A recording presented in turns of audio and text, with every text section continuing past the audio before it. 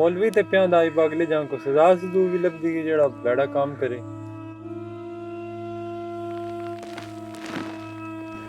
मौलवियां दी केड़ी उत्थे जगह जेड़े वेख के आए ने।